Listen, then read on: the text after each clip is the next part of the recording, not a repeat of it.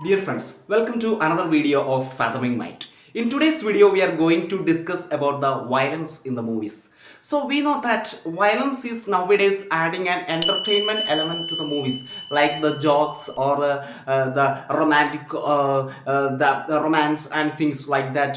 So these are some entertainment elements in the movies. We need to see some jokes, and we need to also see some heroes, some heroic actions. These all things add a beauty to the movies. That is why people are attracted to movies. People are watching the movies. Apart from they imagine the heroes' positions in their own lives. So that is it has got an entertainment value. That is why we all go to watch movies in the theaters as well as in our homes, etc.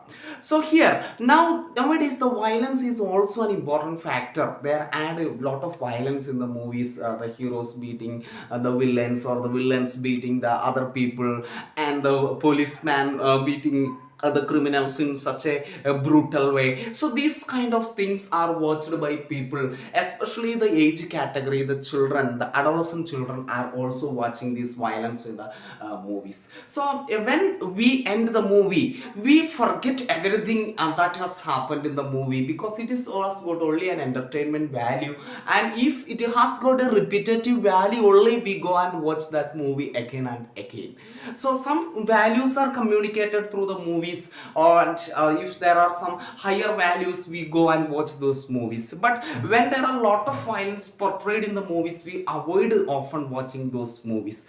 But why the violence is used in the movies, and it is has got an entertainment value, and people are watching this violence. But we don't want to entertain violence in our life, because if we do violent actions in our life, the harmony or the peaceful existence of the society is disturbed, and the people are living in an unsafe environment. So how, according to psychologists, the children are very much impressed by the imitative learning or the imitational learning. So this concept of imitational learning is proposed by Albert Bandura. So when the children see the violent behavior shown by the heroes or villains in the movies, they are also likely to repeat that behavior. And Albert Bandura is proving this with the example or with the experiment of the Bobo doll. So two groups of children he has selected for these samples, and one group of children was shown a movie where a person is violently acting with the Bobo doll,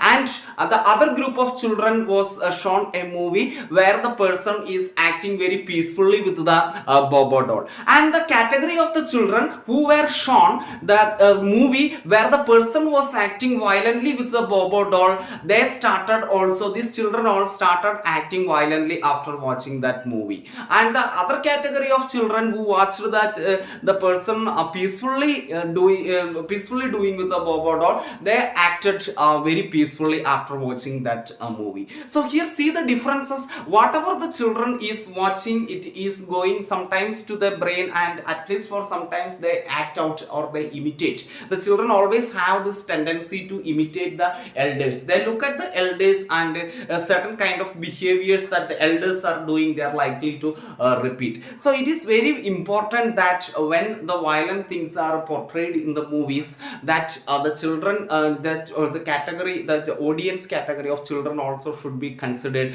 and the violence should be minimal, and and the values should be higher in the movies, so that the children will study the compassion and universal love from the movies. Thank you, dear friends.